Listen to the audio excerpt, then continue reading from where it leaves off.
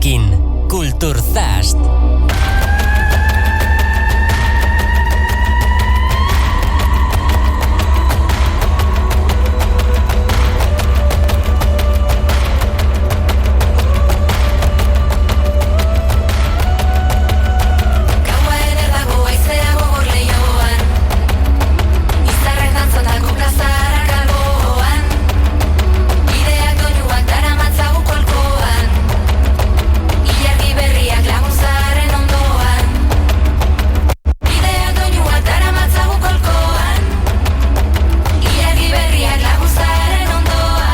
Kaixo, aspaldiko jendea hementxe gara, berriz ere, Ataun Irratian Kulturzaz, eta ja, bigarren denboraldia.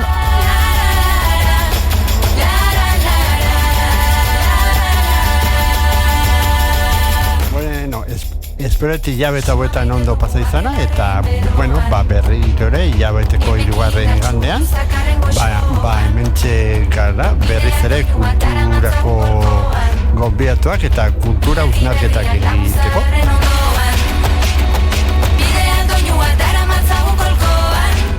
Bueno, eta gaur, bikoizketa. Bueno, segurazki, entzuleko norbait bikoizketa indo, norbait bere bizitzan o imitatu indo hola pertsonek zamaten. Gaur, bikoizketa indoan, itzen dugu. Sugarra piztu da, hau txindartxuen loan. Aurreko plazan drenko plak dauzkagu ahoan. Ideak doinuak dara matzagu kolkoan. Ilargi berriak lagunzaren ondoan. Ideak doinuak dara matzagu kolkoan. Gure kintzaguira, Julen eta Igo.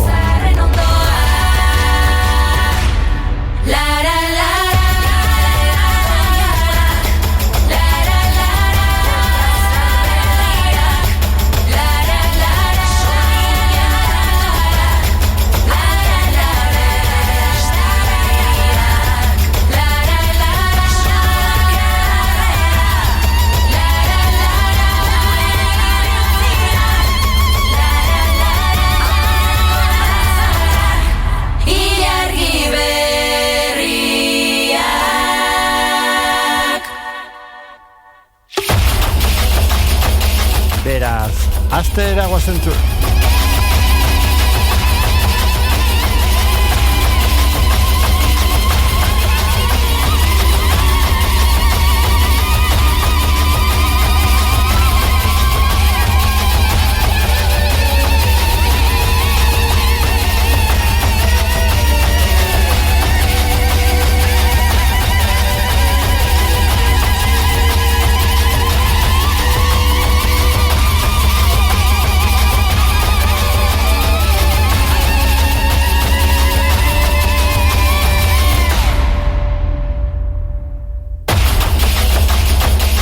Beteko 3. igandean, iluntzeko 9:00.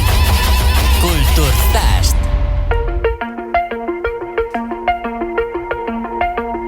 Sekula entzunez genuen kantu bat, izan dazkenean zutaz, oroitzera eman nauena. Ahaztutzat nituen gauerdiko mezuak, zazpikaletan galduta, pasatu genituen iluntzeak, orain euritan bustitzen duten nire jertxeak, zure zain egoten nintzen. Bueno, hemen jarraitzen dugu Ataun Irratian, eta gaur bikoizketen guran itzego dugu, ze askotan bikoizketa ere ez da erraza izaten egitea, ni aitortu behar dut. Segurazki gure gonbidatuak eta ni irakasle berdina izan dugu, galdetuko diot berai laizta. Gaur gurekin Juleire Ola eta Igon Hernandez. Kaixo Gabon. Kaixo, Gabon, Gorka. Oso ondo. Bueno, zer da bikoizketa? Bueno, bikoizketa, esan dezakegu bi aspektu bat definitu dezakegu. Teknikoki da,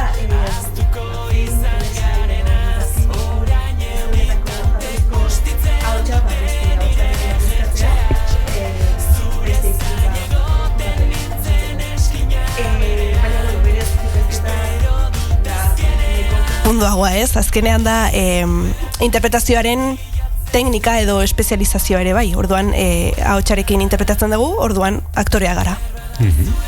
Zer deskribapen hola? Bai.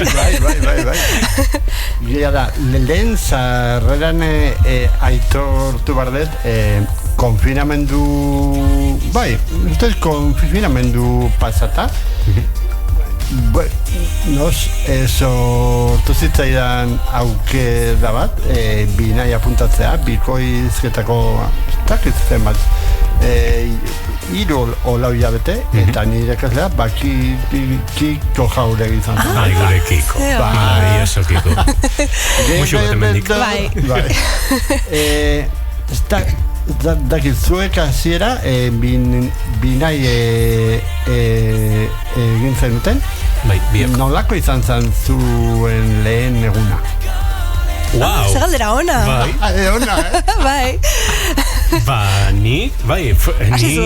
Eske... Zuren hau hasi zinean gainera. Bai, eske, karo, nik nola erditik paroi bat egin nun, naiz asko gogoratzen, baina lehenengo eguna nervioso, segurísimo nervioso nola. Baina, egia da, akademin bertan, da ongiroa eta irakaslek nola eremate dituzten klasek asko laguntzen do. Nigo atzen naiz, enintzela Kikokin hasi, baizik eta Nagorerekin, beste irakasle bat, guain ez dago binaien, eta horrekin hasi nintzen, lehenengo probak berekin nintun, eta gero jakiko sartu zen, baina oso guai, baina hasieratik nola ariketak eta jartzizkizuten pixkat berotzen juteko, jendea ezagutzen juteko oso guai, oso politia. Bai, ni hasi nintzen 2018an, bai, 2018an, eta bai, nik ere bai Nagore izan zen ere lehenengo irakaslea, bai, eta baina gero segituan Kikokin, amatasun bajar duzun da hori.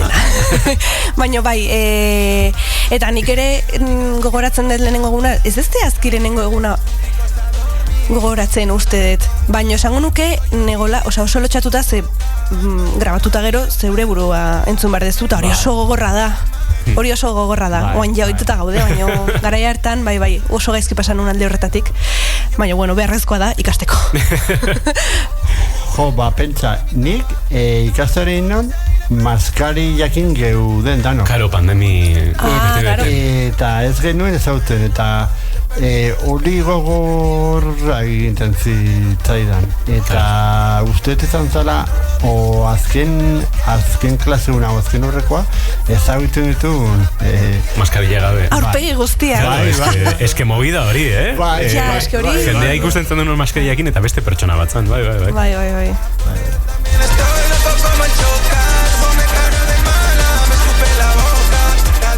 Bueno, bikoizketa asko aldatu da, hasieran Ameriko hamarkadan asko bikoizten zan, ez? TV nik usteet asko bikoizten zuen, nik horatzen naiz Batman y Robin euskeraz ikustea, bai?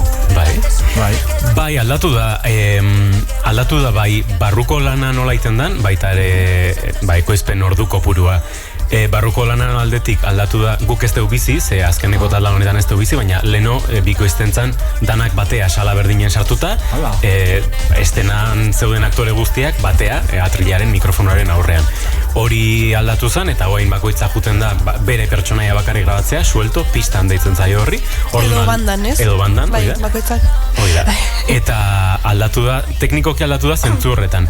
Eta baita ere nik uste aldatu dala velozidade kontukin. Osea, leno igual gauzak beste patxara batekin hartuko zien, mimatzeko denbora gehiago eskaintzen zuen, baina guain produkzioa atera barra da azapatilla, orduan askoz azkarrago inbarradia grabaketak, askoz ere bizkorrago dana ensaiatu, prestatu eta grabatu. Eta gero orduko puro aldetik, bikoiztutako orduko puro aldetik, betikoa, TV Larogia markada horretan izan zuen, bikoiztu beharra, ze eske etzeon ezer, direktamente, ze ETV sortu berritan zeon. Bai.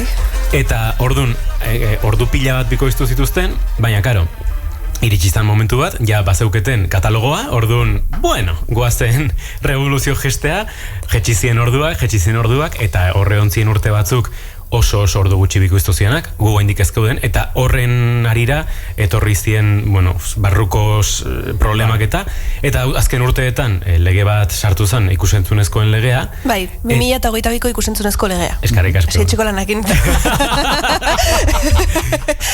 Bai. Eta horrek, bueno, obligatu zitun, baitez ere plataformak bikoiztera hizkuntzako ofizialetan beraien katalogoaren portzentai bat, horrek asko igo do bikoizketaren ordu kantidadea.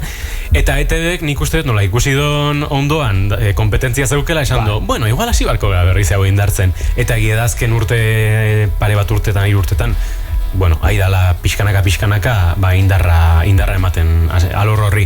Gehiago beharko luke, nire ustez, bai. Ze ikusentzunezkoak inbadituta gaude gaur egun mundua, eta euskeraren presentzia ikusentzunezkotan da, hola, akuentagotas. Orduan, hor boterea daukena benetan bikoizteko, eta diru publikoa daukena bikoizteko, ETV da, orduan, nire ustetan hor kaina gehiago sartu beharko lukete. Eta, bueno, ez bakarrik bikoizketan, nik esango nuke baita ere orokorrean euskal edukiak, orokorrean, bai, euskerazko. Bai, esate baterako, hau ez egon galderak gidoian, baina ez egin, zue primerei buruz, primeran dondoago, baina ikusten dut gauza gutxi daudela, zerbait gehiago faltazaio.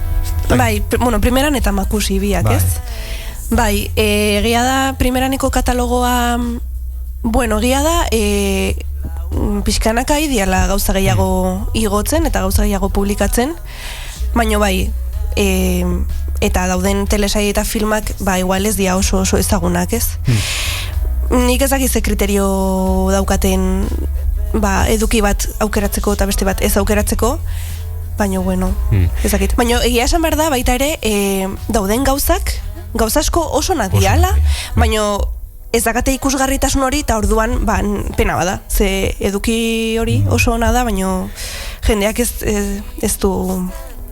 ez dago publizitaterik horri buruz, edo oso gutxi eta ez da enteatzen. Orduan hori pena bada. Nik gehituko nuke, ETV-ren, hau nire iritzi pertsonala da, ETV-ren, ba, bueno, ez dakit dinamika o politika o ez dakit nola ditu, da pixkat, ez dakit oso dispersoa, oza, dauzkezu ETV bat, ETV bi, ETV lau, ETV iru, makusi, primeran, guau, ez dakit, dauzkete nola indar orain berriak, dauzkezu nola frente asko irikita, orduan hori guztia gestionatzea eta edukiak ondo promozionatzea eta jendeari ondo iristaraztea eta nire iritziz dauzkete hori frente asko eta horri guztia atenditzea se les escapa un poco de las manos.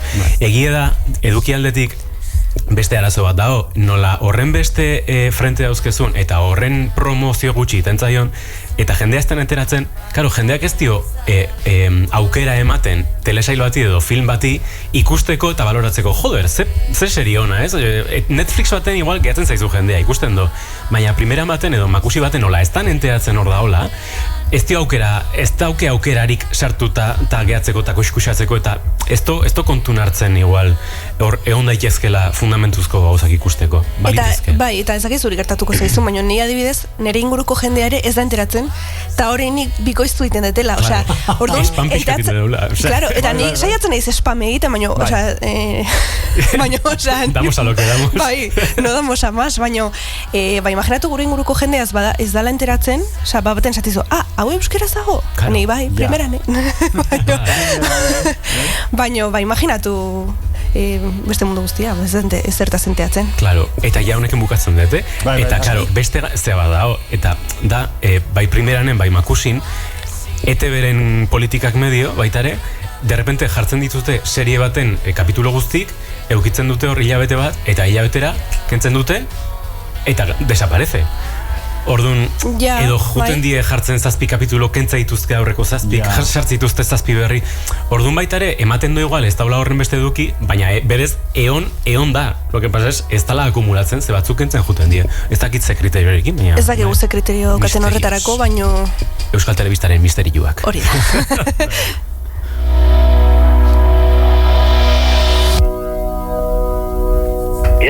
Yalla, Ramala. Hare.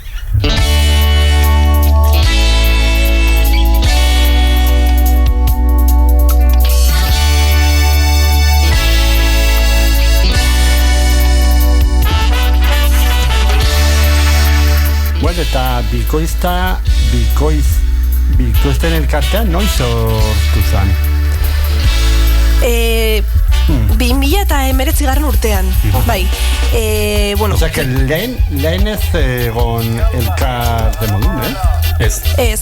Ba, 2019an, bueno, krisi esan dugun arazoengatik krisialdi bat egon zan, tarifen jetxiera, eta hori guztia, eta orduan, pues, horren ondorioz sortu zan kasu enten, Euskal Herriko bikoizlen elkartea. Eta, bueno, elkartean helburua izan da, bikoiztaileon indarrak batzea, enpresa batengana jotzerakoan edo enpresekin negoziatzerako garaian, izateko banaka jun beharren, individualki jun beharren, kolektiboki juteko eta negoziatzeko eta horrelakoak.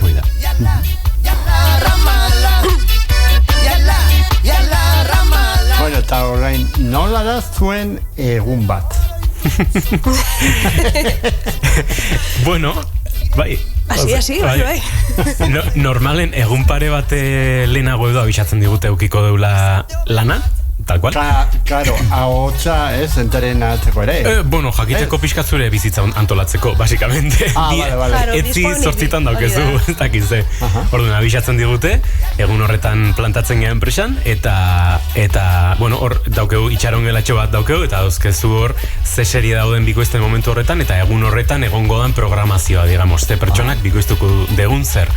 Sartzen zea tokatzen zaizun salara, tokatzen zaizun orduan, eta salak, basikamente die, pantalla bat, atrila, gidoiarekin, mikrofonarekin eta aurikularekin orduan zuzendaria egoten da bertan, teknikaria baita ere, eta orduan zure lana da, hor ikusi, estena ikusi, entxaiatu pare bat 3-4 aldiz, eta bikoiztera, gidoia daukezu horra puntatzeko behar dezun notak edo hartzeko, eta horrela die gure egunak, guztiak, teika da, karo, erabiltzen dugu baina, teika da estenaren neurria, karo, estena bakarra, igual die 2 minutuko estenak, baina zatitzen da teiketan, hau da, pertsonaien bizpairu dialogotan, gutxo gara berako neurri bat.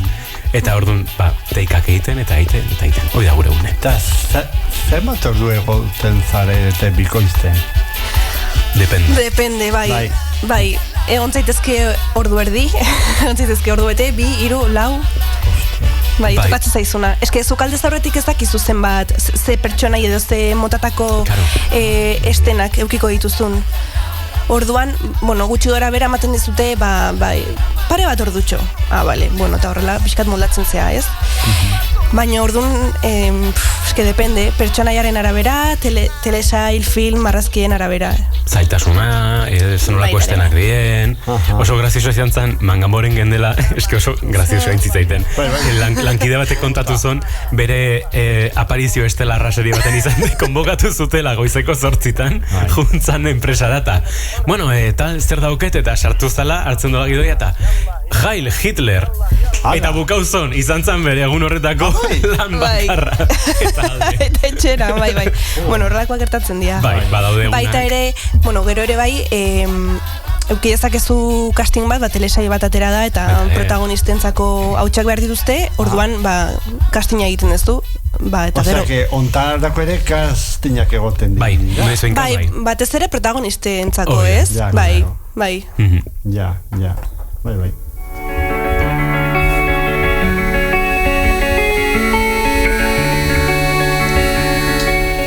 Bueno, eta nagusieko zuzendariak ze irizpide jartze dute bikoizketako garaian? Ahotsa, mugimendua edo zer? Bueno, esan nahi duzu errepartua egiteko garaian edo bikoizterako momentuan? Ez, momentuan. Bueno, bai, nola esaten da, cada maestrillo tiene su librillo, ez? Baina orokorrean jartzen zaituzte, pixkat kontekstua esplikatzen dizute, bueno, pertsonaiari ze gertatu zaion, edo ze gertatuko zaion. Claro, ze hori ere galdetu inbarda, ze, claro, zu juten zara, ikuste zu papela, eta ez da, kizu, pertsonari zea dira iten, Claro. Zuk ikusten duzu estena hori, agian dago zure pertsonaian negarrez, baino ez dakizu ze gertatu zaion lehenago, eta orduan, bueno, hori jakitea garrantzitsua da, ez? hori, esaten digute nolakoa dan baita ere bere izaera, aunque askotan ere ikusten da nolakoa dan, ez, pantailan, bai. Nik esango nuke, bueno, eta gero ere bai fijatu hartzea,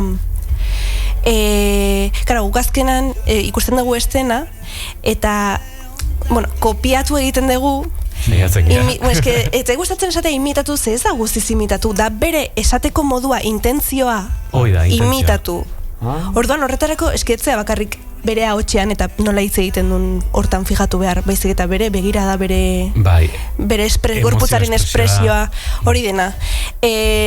Por lo que sea, kostatzen ari bazaiz, zuzendaria hor dago betere zuri laguntzeko. Eta, karo, zuzendariak daukezuk ez daukezun ikuspegi bat, hau da, zu azaltzen zea hor, iten dituzu dauzkezun estenak, baina zuzendariak dauke serie edo pelikula horren bizio global bat. Dana ikusi do, badaki zer gertatuko dan, badaki pertsonaia bakoitza nondik noa dijon, orduan, karo, berak baita badauke ikuspegi bat, zuk ez daukezuna. Eta gero, nik uste, cada maestrillo tiene su libro horretan, batzuk igual fijatzen die gehiago edo indar gehiago jartzen dute, sinkronizazioan ahoa justo klabatuta juteakin aktore originalarekin, edo beste batzuk igual gehiago importantzia gehiago ematen diote, intentzio horri, emozio horri, nola sartu, ahoa naizta pixkatokarrago egon, igual intentzio hori ondo baldin badao, batzuk pixu gehiago ematen diote horri, bakoitzak bere estiloa dauke. Bai. Eta zergatik ez duz, esan zuzendaria ikusten dola hori ez. Eta zergatik bikoiztale ere ez dut ematen hauke hori? Ez que denbora pila bat galduko zan. Bai. Claro, azkenen zuzendariak askotan gaina etxeko lana dauke, eramaten ditu gidoiak edo estenak etxera behiratu ikasi nola dijon gauza. Claro, gero reparto guztia egin. Claro, bai, denbora asko eramaten du lan bat da. Bai.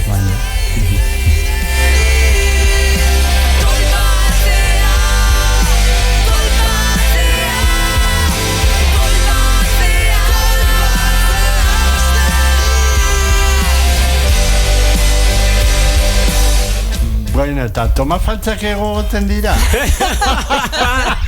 Galdera ona, Bai, Inez ez dute hau galdetu, ze ona. Oso ona, bai. Oso ona. Eta, bai.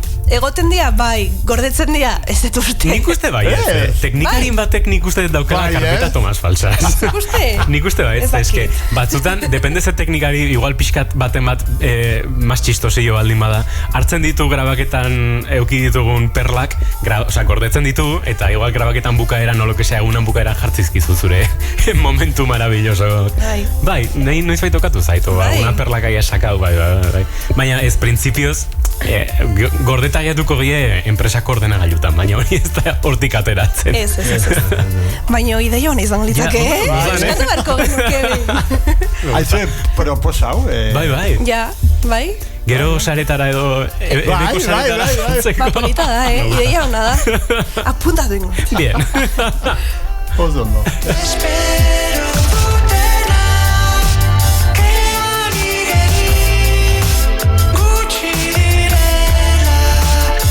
Eta zuek, espero zenuten, Carlos, zuek umeak izan zeatez, marrazkizunak ikusi dezute, espero zenuten noiz baitolako pertsonai bikoiztea?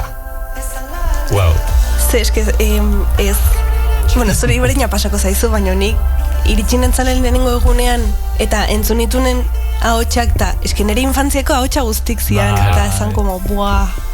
Eta, a ber, bueno, eske, karo, gure, eske, asko aldatu da kontsumoera edo bai, eta edukien zea, pisua o presentzia. Hain umek ez dute telebista ikusten, orduan nik usteet gutxikia ginanen behintzat, mundu guztiak ikustezun telebista betizu, mundu guztiak ikustezun betizu, eta orduan dena genekagun pertsonai, ezakit, pertsonai guztik ezagutzen genitun, oain, ez da gertatzen, baina bueno, egin ditugun telesai eta anime batzuk diala oso mainstream, bueno, olakotan oso guaia izan da. Nahizetan ni ez oso jarraitzailea izan adibidez, nire ustez oso polita izan da, esatea, hau, txikitan ikuste genuen gauza bat, Gauza bada, eta oen guk hemen parte hartu deu. Hoi da. Nahi adibidez Heidikin. Es que, claro, Heidi izan da oso. Bueno, eta goi bola, eta hoi dena, bai. Heidi zein zinan? Heidi. Bai. Bai. Heidin azkeneko pelikula, Heidi katamotzaren erreskatean. Bai. Nik Heidi bikoiztu nun. Eta nik txikitan beti ikusten un Heidi, osa izan zan, como... Ja, zeon. Gaina, claro, ez dakit zuri ze suposatu ziztun, baina gauza bat da igual, zure etxeko telebistan edo pantailan, mobileko pantailan ikusten, baina eske Heidi juntzan zinetara. Ja. Cuidado horrekin, Ta bio junginen ikustea. Zebeak ere parte hartu du, Heidi. Baita, Zu zein... Schneitinger, pelikulako gaiztoa. Bai. Egia da, eta galderari erantzunez nire aldetik, anerekin askotan hitz egin dut, ze, karo, hasieran igonetan ez ginen ezagutzen, baina gure anemurua, eta ni, bai. Azpaldiko agurrero bat bendikan. Eta anerekin askotan hitz egiten, hasieran batez ere, zan, síndrome del impostor totala, porque claro, zenden zure infantziako hautsu guztiz rodeatuta eta de repente inguratzen zitzaizun jaione bat eta kaixo pitxin, eta zan como ai ama, idaizketan maite kutxunako bai, eske total, bai oso polite da hori, esan kriston eta nik pentsatzen, zeitet nik hemen osea, mesedez, osea bai leyenda hauen ondon hauen lankide naiz, que fuerte baina bai, oso polite ni oso eskertuta horrelako lantalde baten barruneotea eta horrelako ambientekin eta horrelako jendekin. Bai. Oso no, paroi bat engu dugu, kantu bat entzuteko, Jon Kas eta Alarma Morearen Andaluzia. No, hombre. Eta gero jarraitu guz, bikoizketa mundua, asko dago hitz egiteko. Lagunak eta plaza, Kolombinak eta Clara, Sevillan finala. Emaitasun historioa, itsasoko olatuen kresalberoa sentitzerakoan. Ta zenbat emango nuke, bertan bizitako guztianik badakit urrea bat. Tabanoa, zoriontzu askea naiz beti egoaldean.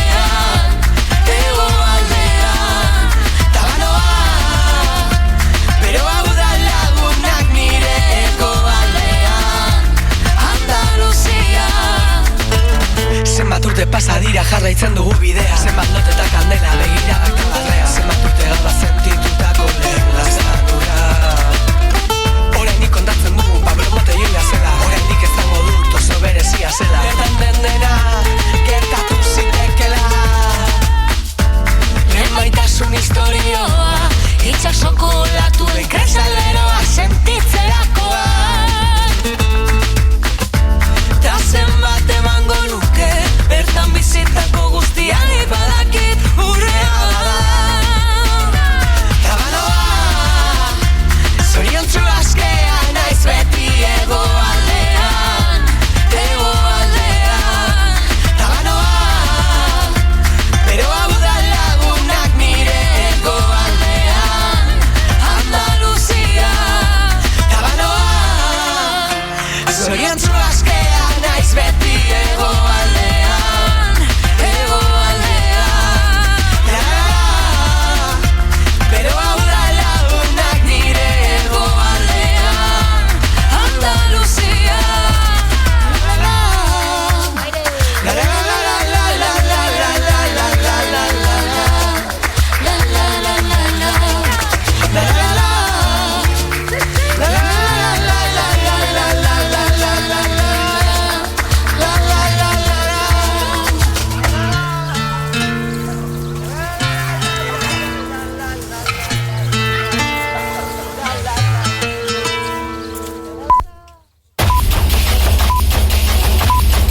Bionarteko solasaldiaren hitzaurrea. Kulturzast.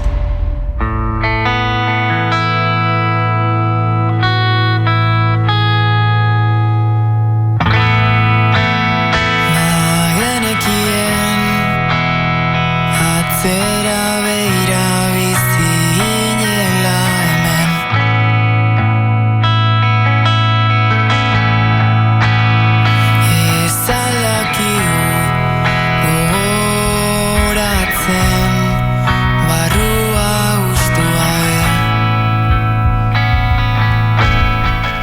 Bueno, eta zelako kataloga dugu Euskal Herrian?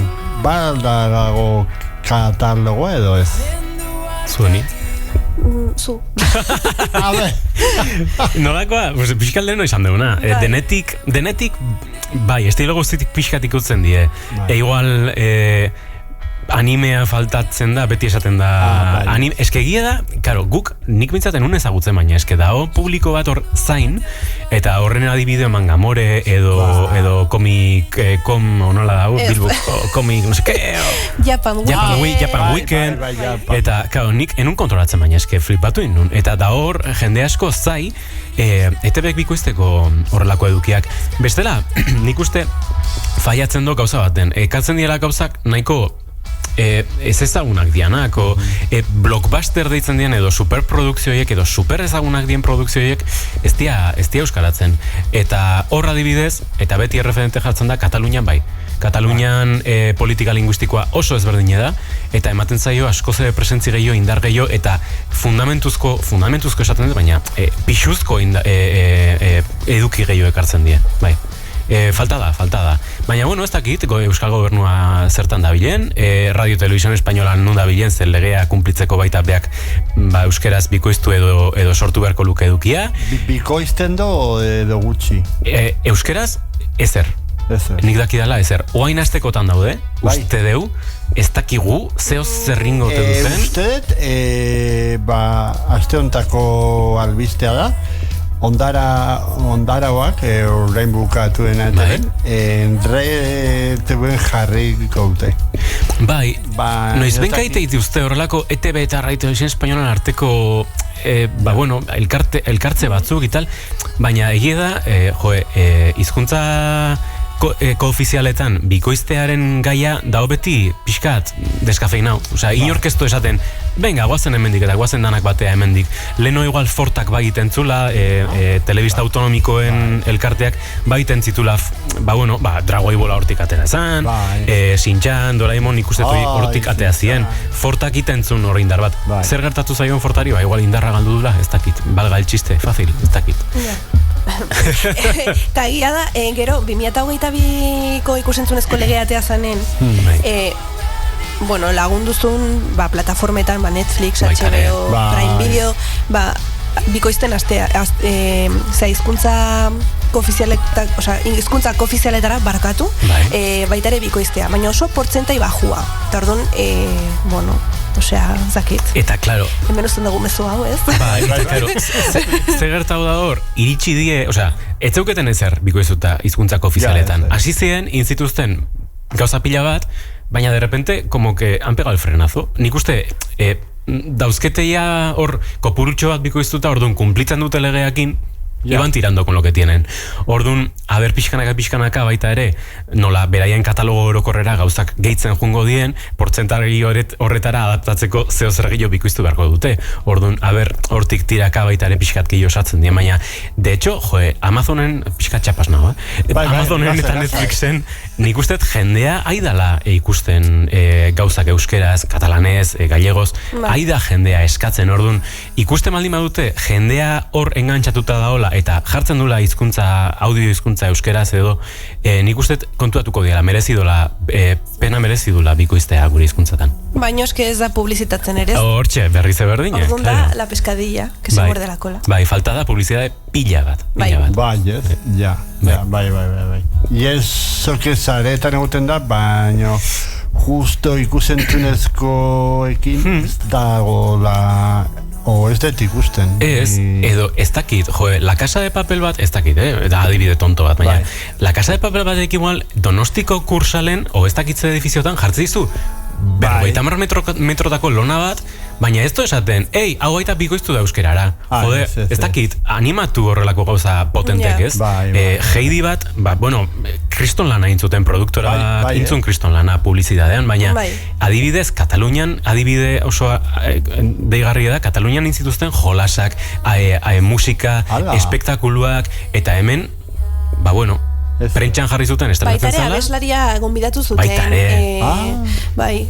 Bai, asko ze dinamikoa, asko ze promo gehiago iten zaio, orduan, hemen nik uste falta zegula. Igual komplejoa da, esan nahi zut, igual da, en plan, bueno, bai, euskeraz bikoiztu da, eta baina, bueno, igual ez du inork ikusiko, ez, dio, hartu eta indarra emaiozu, kendu komplejo hori, eta euskerak balio du, erderak bezain beste, inglesak bezain beste, edo katalanak bezain beste, emaiozu behar duen promoa. Bai. Pienso yo. Bai.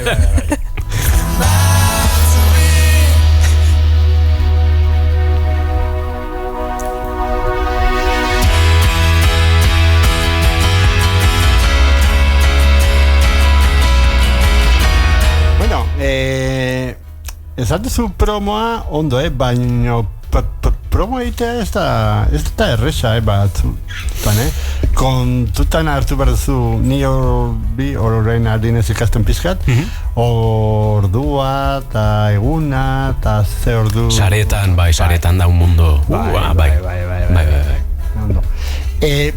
Bueno, lehen bikoizketan egiten zuten pertsonek oso gutxi ezautu, Konstantino Romero bat, edo aintzan negamiz ere, ez?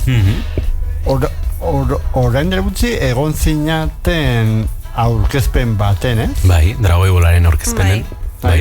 Konta iguzuen, nola juntzan?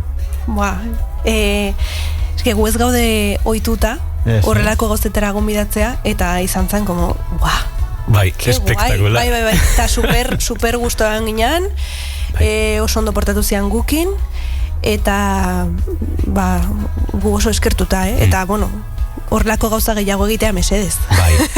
Bai, hor nik ustet generazio kontua, generazio ez dakit, bai, generazioan sozializazio edo ikuspegi puntua da.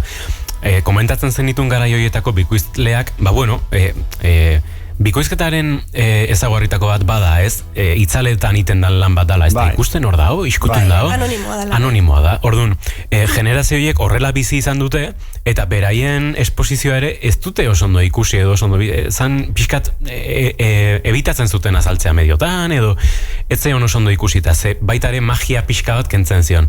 Egia da, gizartea bea baita asko aldatu dala, irratia baita oso bisuala buirotu da, honen kasua, podcastak, orduan, bikoizketak beak bizi izan du adaptazio prozesu bat hor, eta generazio berritan notatzen da, mediotan azaldu behar geha, azalduko geha, entrevista bat dao, ez gure ego pertsonalak elikatzeko, baizik eta, pixkat ezagutarazteko bai da lan hau nola dijon. Bai, eta existitzen gehala, jendea jakiteko, bai. Hoi da. Ze azkenen, nik usteet ikusgarritasun hori onuragarria da, bai. Bai, ze jendeak ez badu ezagutzen gure lana zein dan, eta gure lana ze garrantzia daukan, nik uste elukela baloratuko ezakit gure emaitza hori edo gure, guk lortu nahi dugun zerbait, azkenean guk laguntzen dugu euskal presentzia hori amatea ikusentzunezkoetan. Bai. Nik uste dut baita ere garrantzia daukala horrek. Eta hor, nik uste dut baita importantea dela kontsumitzaileak, eduki kontsumitzaileak beak, baita beste kuriosidade batzuk sortu die ikusentzunezkoa garatu dan, eta sareak garatu dien einen, sortu da kuriosidade bat ikusteko las entrañas, ez? Gauza orokorki, o telebistan, gauza, batez ere artistikotan igual baita, entre bambalinas gertatzen dien gauza guzti horiek, ez jakiteko, eta hau nola dijo, eta hau nola iten dute, eta orduan, nola, kontsumitzaileak nahi hori ikusti, bikoizketaren barruko gauza horiek baita azaleratzen jundi, eta nola iten da take bat, nola grabatzen dezuen, nola jendeak interesa dauke, eta jendeak interesa baldin badauke, zergatik ez eman esplikazio horiek eta eduki hori jendeari. Claro, baina gero baita ere errespetagarria da, jendeak ez nahi izatea eta anonimo izatea hori ere bai, Bai, guztiz. Bai. Bikoizten dezuet, telesaia, marazizunak, telesain normal bat, filmak, zerbait gehiola dokumentalak. Baita. Beti azten ditugu, igual gehien hori, seriek eta pelikoina. Baina baita ere egiten ditugu. Bai. Bakoitza diferente izango da, ez? Ez da igual dokumental bat, telesail bat, ez? Ez, bai. Bueno, alde batetikan, esango nuke daola, marrazki bizidunak, dala dena oso exageratua, eta polita da, zeakazu, kriston askatasuna, zuk, ez nahi dezuna egiteko, baina bueno. Jokua ematen, bai, asko. hori da. Gero ja telesaiak, bueno, baita ere filmak, osea, fikziozkoak dianak, bueno, ja ez dut esango serioagoa, baina bada, bueno, ez dezula limite hori pasatu behar. Claro, errealagoa da. Errealagoa da. Eta gero dokumentalak ere nahiko desberdina dira, ze azkenean ez da bikoizketa bat, per se. Da voiceover bat. Orduan ez dezu, bueno, ez da ezu errespetatu behar guztiz sinkronia hori, ahotsa eta pertsonaiaren ahoa. Ze normalen atzetik dijo hitz egiten nahi dan pertsonaren ahotsa, orduan zu gainetik hitz egiten dezu. Bai. Orduan, bueno, horiek dira desberdintasunak, ez? Bai. Eta gero baita ere egiten dugu publizitatea eta lokuzioak ere bai egiten ditugu. Bueno, Julen publizitatea, nik aipatuet bat, ezketak nahi detapatu bestea, ez deta aipatu. Zuzendaritzak uste maldin badu hemen publizitateari egiten. Bat da astigarako den da hori. Alkain? Bai, Alkain. Alkain astigarraga... Alkain, aizeate publizitate hori erabiltzen urte askoz. Igual, horrenobatu, ordeindu berriz. Eta bestea justo entzuten ez zientziako podcast bat, uste Nafarrakoa eta zure sarrera jarte dute. Bai? Bien. Hori ez daukendik kontrolatuta, naizai kobratzen horrena. Enekin. Bai.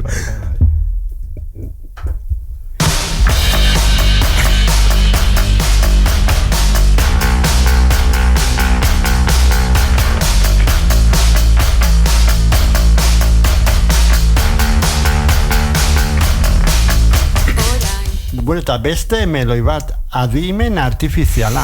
Ufa! Bai, kriston meloia. Bai, Gu gustan zaigun meloiak, Bai. Irikiko dugu, bai. Adimen artifiziala. Bai. Ez, claro, da gauza bat, danak gaitu harrapatzen pixkat en pelotas, pixkat hanka aldatuta, ez dakigun nondik joko don gauzak, eta guri, momentuz, herramienta batzuk aurkeztu dira, konkretamente aditu eta igual entzunena izan da hori, saldu dutena bikoizketa automatikoa egiteko herramienta bat bezala, gure aldetik, bai azpimarratu nahiko genduk eta aprobetxatu nahi deu mediotan azaltzen gean bakoitzero, hori ez dela bikoizketa bat per se, leheno egonek esan duen bezala, baizik eta gainetik, ahots bat jartzeko, voiceover bat iteko, herramienta bat, igual reportaje baten, ez dakitze, gazteleraz entrevistatu dezun norbait eta gainetik euskeraz jartzen don herramienta bat, baina bikoizketak badauke olako kutsu, lengon esan gendun baita, gizaki kutsu bat, kutsu humano bat, ezin diona eman robot batek, zer robot batek azkenen iten dona da, gizakien tonuak bakarrik kopiatzen saiatu, eta kopia horretan ezin du benetazko emozio bat plasmatu, ezin du benetan sentimentu bat islatu. Orduan, adimen artifizialak no arte ingo don bikoizketa, ez dakigu ze lan hau oso artistikoa da, eta, artea sortu dezake makina batek, ez dakigu. Baina egia da, pixkat bildurrez garela, ze enpresa batek beti bilatuko do, evidentemente, dirua irabaztea. Eta ikuste maldin bado, jendeak onartzen dola adimen artifizialak ematen don produktu horren emaitza onargarri bezala, zein da limitea, zergatik kontratatuko ditu benetako pertsonak. Eta zerbait gehitzearen esango nuke, badago jendea ja hasi dela erabiltzen, emaitza naiztak oso kaskarra izan. Ez bakarrik euskara mailan, esan nahi dut baita ere, nahi atatzezkit YouTubeko anuntzio batzuk dala adimen artifizialaz 100% nabaritzen da, oso kutrea dana. Ez dut publizitatea egingo. Temu, ezin horrelako anuntzioak mesedez. Bukin, mesedez. Mesedez, baita ere. Bai, horrelakoak izaten dira. Eta horrelakoak erabiltzen badute gaztelerara, kasu honetan, Egia da, eta hor nik pertsonalki, ulertzen dut, bai Euskal Gobernuaren eta baita Eluiarren argumentu bat, dala, euskera beti egon da, bigarren plan, igual bosgarren plano baten baita, teknologia arlon eta teknologiak asko aurreratu do beste hizkuntza batzutan, baina euskeran ez zaiolako eman alor horren presentzia. Bai, beharko luke, bai, baina kontuz, ze haizea ikutzen, lanbide batzuk, haizea ikutzen, ogibide batzuk eta jende baten, bizitza, orduan tentu zibili barrazea hor, baina ez bakarrik bikoizketan, eske prentxadan guztia, reportajeak, incluso artea, aurkezleak, eskek daude gauza asko adimen artifizialak sortu ditzakenak eta lan postu asko edo aldatuko die edo galduko die. Nondik jauten dien gauzak, baina egizan preocupantea ere bada. Baina, adibidez, aditu herramienta honekin, eske, zuk esan dezun bezala, hori ezin dugu kontsideratu bikoizketa bat, ez? Ze, ematen du, nahi dutela demostratu bikoizketa bat haien ustez dala, esaldi bat irakurtzen dut, itzultzen dut, esaldi hau irakurtzen dut, paperetik, horrek gidoia irakurtzen dut, eta jazta. Hori ez da bikoizketa bat, ez da voiceover bat ere ez, hor emozioa, intentzioa, transmititu inber da, eta horrek ez du hori egiten. Beste zerbait esan behar baino aztu intzait. Nik, gaitun movida. Bai. Eske, beste zalantza bat sortatzen zaiguna, eta hoindik ez diguna inorka klaratu, eta pixkat preocupantea da adimen artifizial hori bai aditu, eta aterako dianak edo daudenak hor bidean, nola elikatu die? Hau da, ze pertsonen ahotsekin emantzaio makina horri, bere funtzio horiek emateko gaitasuna. Zerekin elikatu da? Ze bi aukera ikuste ditugu, edo bat, Eusko Jaurlaritzak bere garaian montatuzun gaitu kanpaina, zala herritarrei, beitu ze aplikazio goaia itzein eta eman zure ahotsa gratis, ital, orduan, jendeari esplikatu zaio benetan zertarako erabili behartzan bere ahotsa, ze eskubide dauken jendeak bere ahotsekin. Eskoletan eta dena, eta nik irratian eta dena entzuten eta esaten mesedez irratia. Karo, orduan, hortatik bat, bide horretatik elikatu zaiketen, eta bestea da, eta ez dakigu, ea hartu dituzten, eta beren 80. hamarkadatik bikoiztutako gauzak, eta esan duten, goazen ahotsa hauekin elikatzea adimen artifiziala, eta ez diogu inorre bisatuko. Orduan, sare sozial, eski ez dakigu nondik. Sare sozialetatik, Orduan, Eusko Jaurlaritzak eta beste dozein gobernuk eta enpresak ez dute galdu behar iparra gauza batekin, ahotsak eskubideak dauzka. Orduan, bikoiztaileak eta edozein pertsona dago anparatuta legearen gandik bere ahotsaren eskubideak bermatzeko eta eskubide horiek gordetzeko. Orduan, kontuz, zeinen ahotsa erabiltzen naizean zer elikatzeko, porque legalki pixka difusoa da momentu honetan. Bai, eta zerbait gehiago esatearen, nire ustez, guk azkenan ezin dugu, gukatea genuen komunikatua, baina gure helburua, guk badakigu teknologiaen garapena berrikuntza ezin dugula gelditu. Baina gure helburua da, behintzat erregulatzea, ez? Aurrera baldin bai joa eta adimen artifiziala elikatzen baldin bai joa, pixkanaka, behintzat erregulatzea. Ez dakit, duela aste batzuk, ateazan Prime Videon, uste dut, bikoiztu dutela adimen artifizialarekin, audio latino, bikoizketa latinoa indutela, adimen artifizialarekin anime bat, eta jendea supera sare sozialetan eta bar.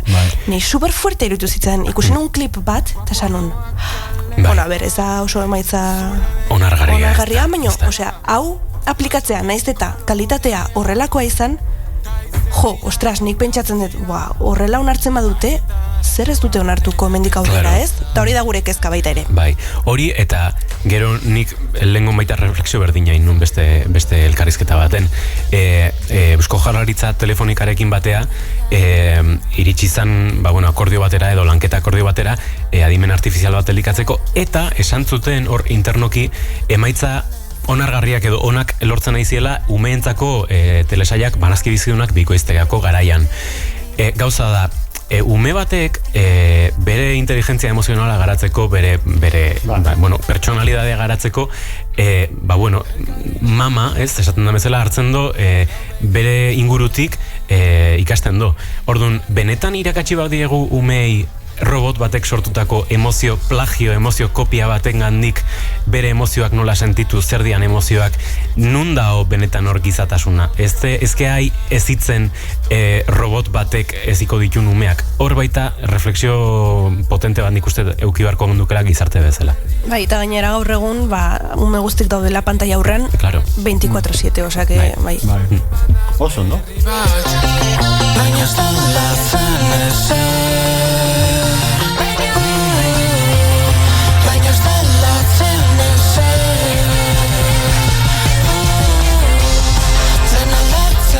Bueno, eta bikoiztaren etorkizuna nola ikusten dezute?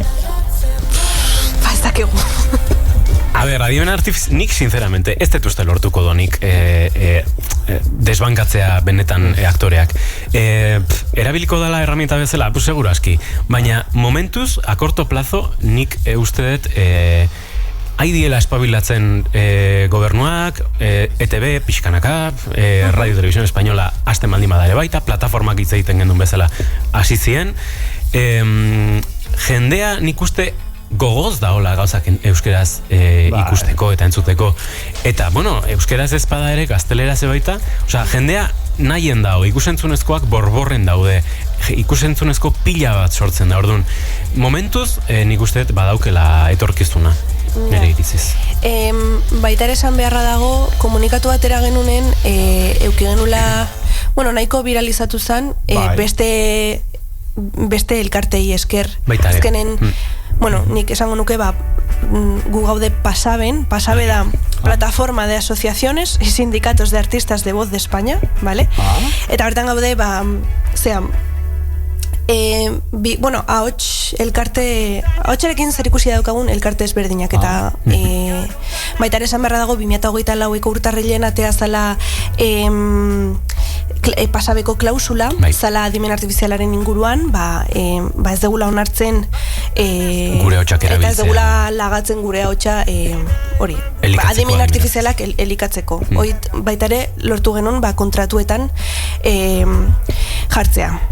Eta, gauzak lortu ditugu. Orduan nik uste dut aigala egiten estatu mailako elkarte guztiak batuta, pixkanaka aigala gauzak lortzen edo behintzat zarata egiten, eta hori ez da gutxi. Bai, gainea, gehitzeko motx, Pasabe bera dao mundu mailako elkarteekin baita elkarlanean. Eta adibidez, estatu batuetan aurreko urtean ez pasan guen dela bi, egontzanen gidoilarien eta produkzio greba hori lortu zuten erregulatzea adimen artifizialaren gaia.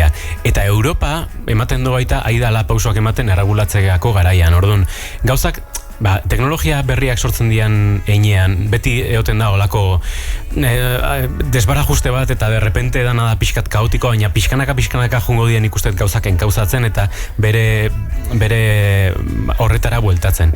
Baina, inberra da presioa, elkartuta junbarra daukeu, eta momentu honetan egia da Pasabe egiten nahi dan lana, eta Pasabeko elkarteak baita mundu mailakoak egiten nahi dien lana eskertu barra da, eta hemendik, mila esker egiten nahi dien guztiagatik.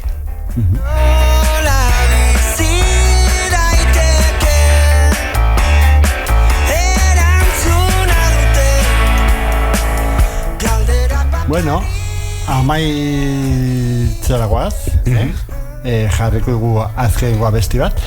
Dakiz zerbait esan nahi zenuten, edo azkenengo dakit punterako bat, edo jende animatu ikustea zuen interesa zuen filmak, zuen dokumentalak. Primeran, Makusi, Amazon Prime, Netflix. Lau horietan dauzkezu eduki guztiak. Bueno, eta HBO Maxen zerbait dago. HBO Maxen egie, baita ere. Bai, osea, gero igotzen dituzten gauza batzuk euskeraz baude. Ze gauza ez dakit, baintxo bertan. Eta nik beste gauzat esateko. Adimen artifiziala, mesedez, izatea laguntzeko, baina ez ordezkatzeko. Ez bikoizketan, ez gidoilarientzako, ez aurkezteko, ez lokuzioentzako, ez, inserte laguntzeko herramienta bat. Hori da, laguntzeko herramienta bat. Eta nik, gituko nuke baita ere, jendea animatzea, eduki guaiak gaude, eman aukera bat, ez pentsatu ETVek bikoizten don guztia kaka badala, ez da horrela, badaude gauza potentek, badaude gauza guaiak, adibidez, guen dela, gaur estrenatzen zen uste, Frankenstein bai. Nola do, toro? Guillermo del Toro. Beniziorekin beti lehiatzen ez. Duela astetapiko. Astetapiko? Bale. Bueno, euskeraz dago. Osea, hor dago.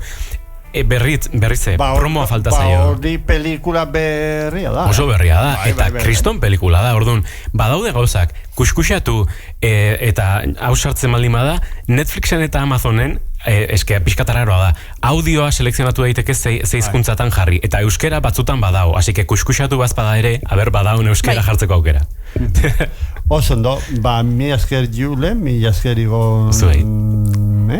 Animolan taldeari mila esker emazkuinak eta bukatzeko usuek ere jetaren amaiarekin amaituko dugu bitartean ondo izan entule eta hurrengo hilabetean beste gai bat beti kulturakin zer ikusia mila esker eta gabon pasa Muxu badenei Gabon